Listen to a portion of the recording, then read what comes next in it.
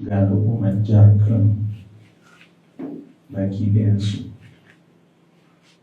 Na biyu, ina so ne amfani da wannan dama mu jajanta muku,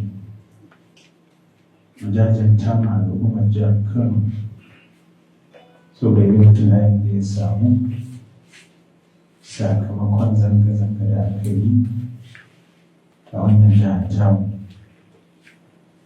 wadda aka samu mutane marasa kishi, mutane masu tada tarzoma a jihar Kano, wanda ba sa so Kano ta zauna lafiya, suka yi amfani da dama na zanga-zanga ta lumana wacce aka fara ta 1 ga watan Agusta 2024 a faɗin Najeriya baki daya. Wannan zanga-zanga al'ummar Najeriya ne wanda suke ganin ba su gamsu da yadda al'umma suke cikin wahala da yawa da talauci ba, suke ganin gwamnati tana da hanyoyi na dakile wahalhalu da yunwa a ƙasa, suke ganin kuma ya kamata su fito su nuna rashin jin daɗin su ga gwamnati. In ba kuma ta ba, kafin a fara wannan zanga-zanga na kirawo taro na masu ruwa da tsaki wanda muka yi shi a Africa House, wanda manyan ku suna ciki, manyan malamai suna ciki, manyan sarakuna na ciki, ma'aikatan gwamnati, malamai na jami'o'i da manyan makarantu, shugabannin ƙungiyoyi na samar da haƙƙin ɗan adam da sauransu, da 'yan jaridu duka. A wannan lokaci mun yi kira ga waɗanda suka shirya wannan zanga-zanga cewa su yi ta cikin lumana, kuma na sanar da su saboda son zaman lafiya a jihar ni zan karbi takarda su kawo mana takarda su da koke-kokensu wanda in Allah da za mu kai wa gwamnatin tarayya a ƙarƙashin shugabancin Bola Ahmed Tinubu DCFR. Kuma alhamdulillahi waɗannan da suka shirya wannan zanga-zanga na ainihi sun yi abu da ya kamata. Kowa ya sani sun taru a gidan Murtala dubbansu, kuma jami'an tsaro sun tabbatar babu mai wuka ko ni kankantarsa a cikinsu a wannan lokaci. Kuma haka suka taso tun daga gidan Murtala suka hau gada suka sauka a kafa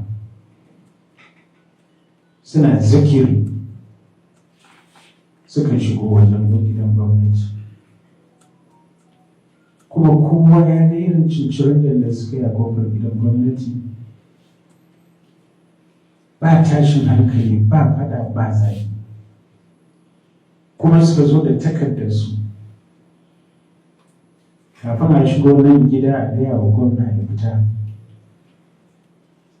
Aka samu tsinannu marasa kishi, ana ji ana gani suna fitowa daga inda bai kamata su fito ba,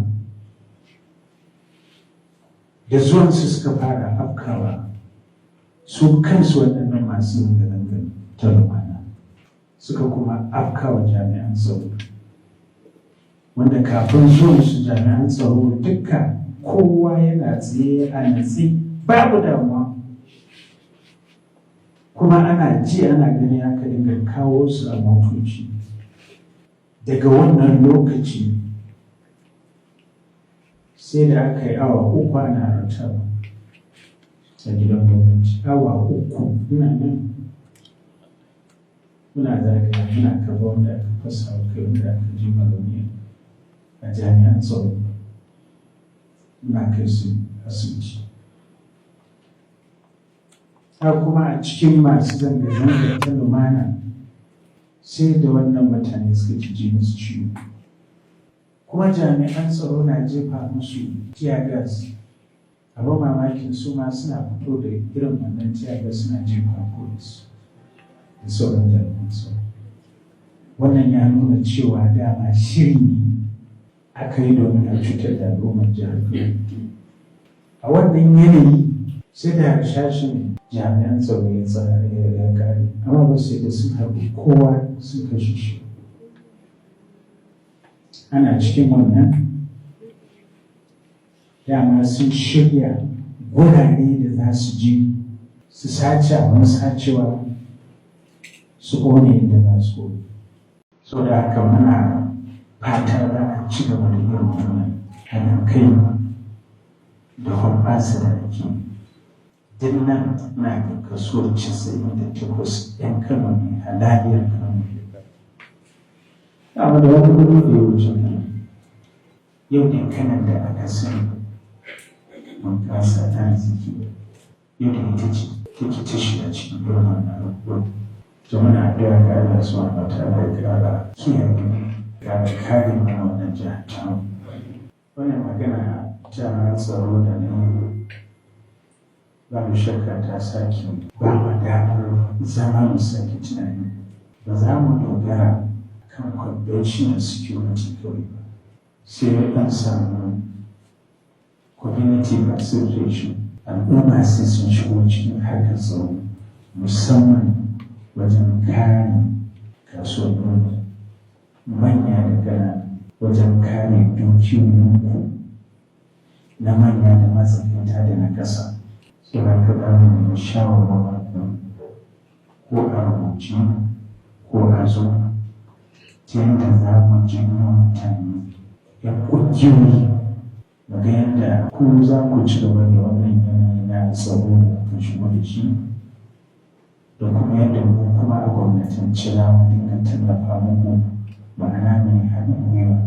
Kada a sake jami'an ɗauko masana harkar tsaro yansu, ba wai jami'an ba a cikin cikin za su samu zaman lafiya shi ke nan mu manta. Yanzu ne ma za mu fara tsaro ba, yanzu ne ma za mu fara shi insha Allah.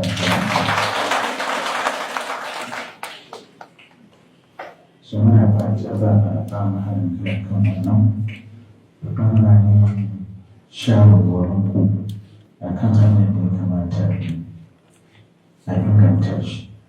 A kullum muna magana kan tsaftace kasuwanni. Tarin shara ba na gwamnati ne kaɗai ƙoƙarin kwashewa, ya shi ne magudanar ruwa. Ta tsaftar kasuwa kullum ake yin ta.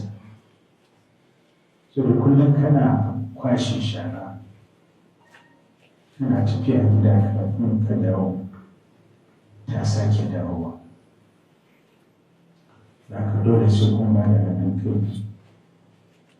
Yadda kira mu tsaftace kasuwannin su gama daidai da tsohon kasuwanni da muke biyu a wasu jihohi. Kuma yin wannan aiki na tsaftace kasuwanni da samar da abubuwa na kyautata rayuwar 'yan kasuwa yana ɗaya daga cikin abin da ya sa muka naɗa shugabanni na gwamnati a kasuwa. Da suna kusa da ba mu naɗa mutum da ya je zauna a ofis ba mu naɗa mutum da je a haɗa baki da shi ana yin sutu na ƙarya ana kwashe kuɗi ba mu naɗa mutum da ya je ya raba shaguna a kasuwanni ba mu naɗa mutum da ya je ya faɗa da yin kasuwa ba.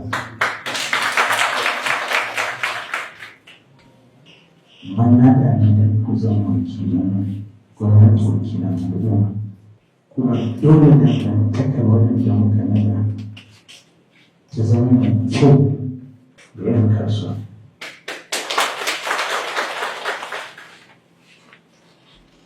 Kwashin shara hakkin ku ne ku fito da hanyoyi za ku haɗa kai da su a sami yanayi mai kyau. Lalacewar magudanar ruwa da titina hakkin ku ne ku zo ku samu tsari ku kawo wa gwamnati. Kantin kwari titi ya lalace, kantin kwari magudanar ruwa ta cushe, kantin kwari magabatan duhun da ake samu muna ganin ya kamata a sa sola. Ina nufin abubuwan da ya kamata shugabanni sun gane a kai. In kuka tsaro kuka rubutu, sai ku zo mu zauna. To su ai shugabannin kantin kwari, invite them su zo mu zauna. Ga abin da za mu yi, ku kuma na gudunmawa na kuwa. Simple. Haka ko sabon ko ko da wannan duk irin wannan abubuwa su ne abin da ya samu kananawa. Wannan na gaya muku na ku shugabanni. So the expectation ina kan ku is high. Na tun da ku zuwa yau nake jira. Yau da yana da wani abu ba. So da aka ku tashi. Ku yi abin da ya kamata. Akwai wani sako. Dole sai kun haɗa kai da wani sako. Yawancin kasuwanni da daddare ake kwashe shara.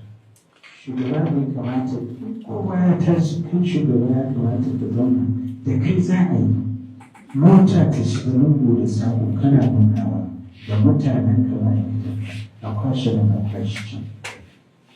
So ko haka ke jana na musamman na tabbatar da wannan. Bayan da wannan godiya kuma ne da muka sa kafi. Wannan kafi wannan alhamdulillah ya yi tasiri. So da hasa kwanci a hankali. Mun yi rubiyu, mun ƙara yi.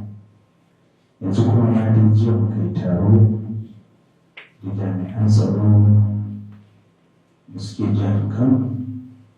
Kuma alhamdulillah da rahoto ya nuna cewa kamar yadda na ci da haɗin kan al'umma ɗin kusan mun fara samun kwanciyar hankali wanda ya sa muka sake juyo da lamarin hana fita da zirga-zirga. Muka yi ɗaya daga 6 na yamma zuwa 6 na safe shi ne lokacin karfi.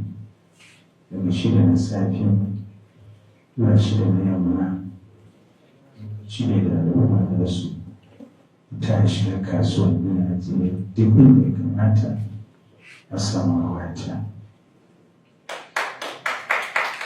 Wani sha'ana muna samun ɗaukewar sama gaba ɗaya zama 24 hours kowa yana waje ba na zuwa yadda nan da ba ɗan ƙaramin lokacin shan.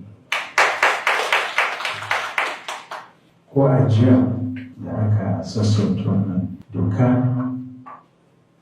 kun samu kun shiga kasuwannin hukumomi kuma al'umma da yawa sun fito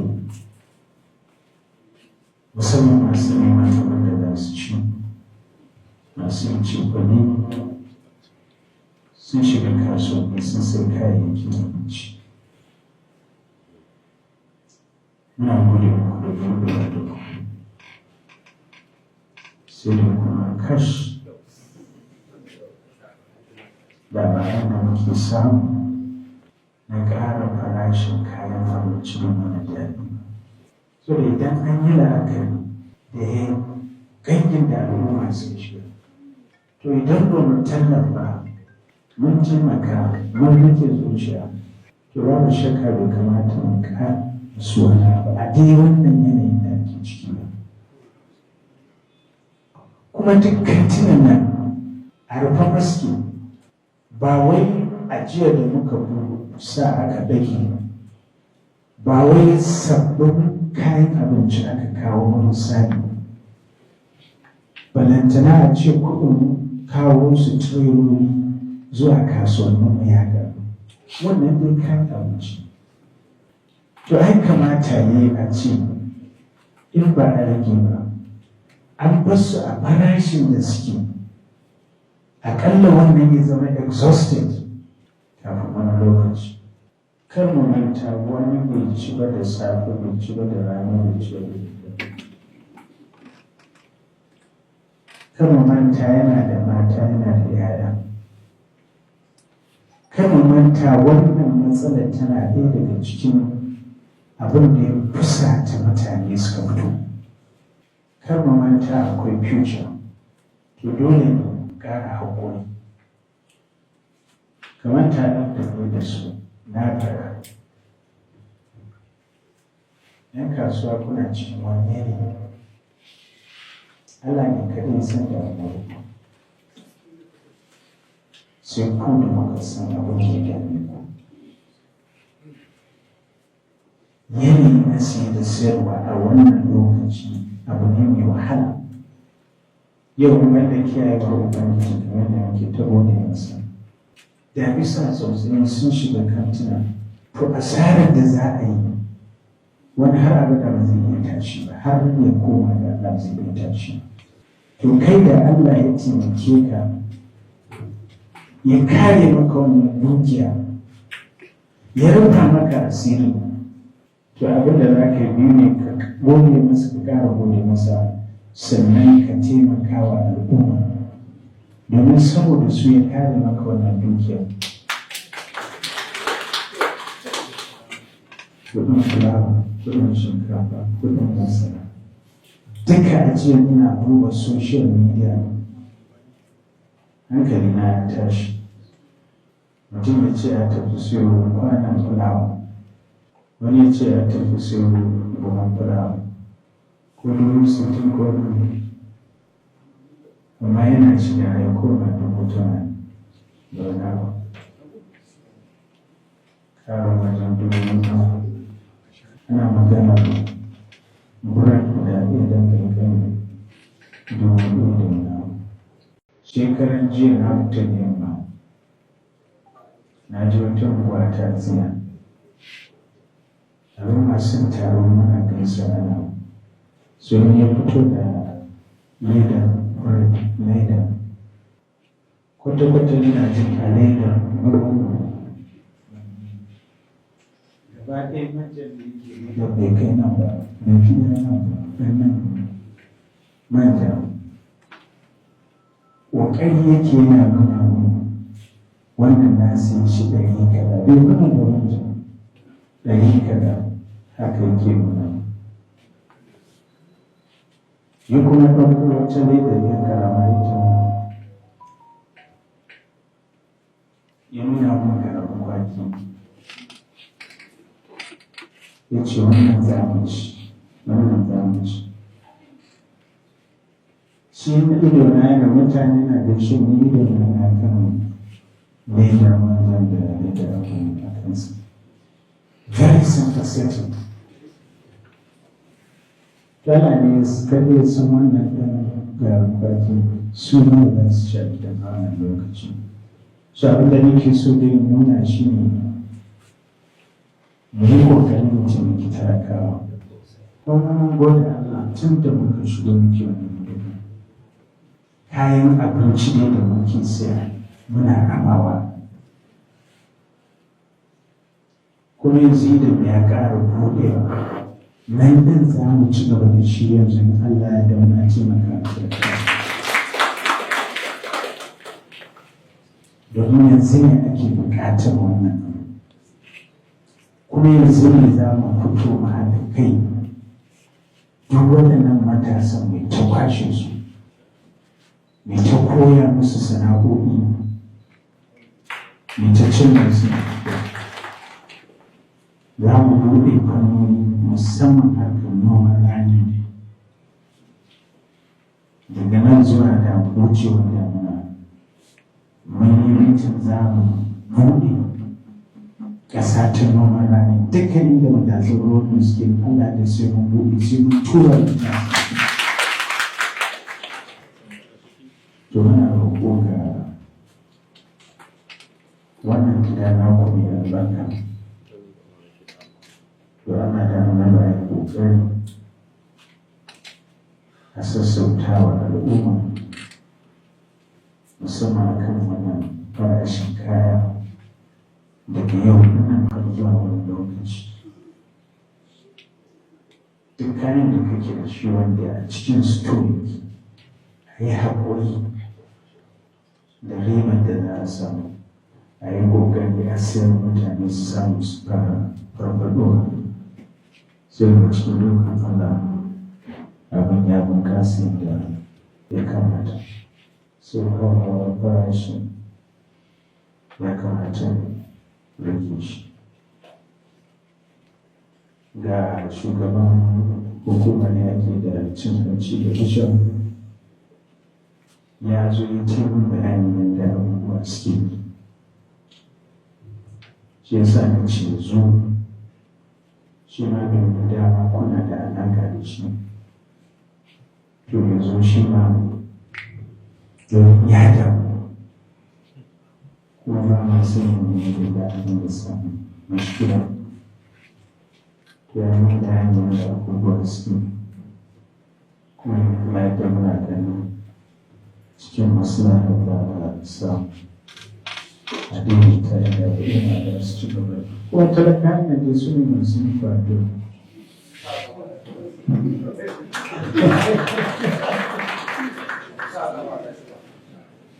To Allah ya ba masa wannan shi ne dai babban makasudin kira na biyu bayan kozo ko nisa jami'in da zartun su da kuka yi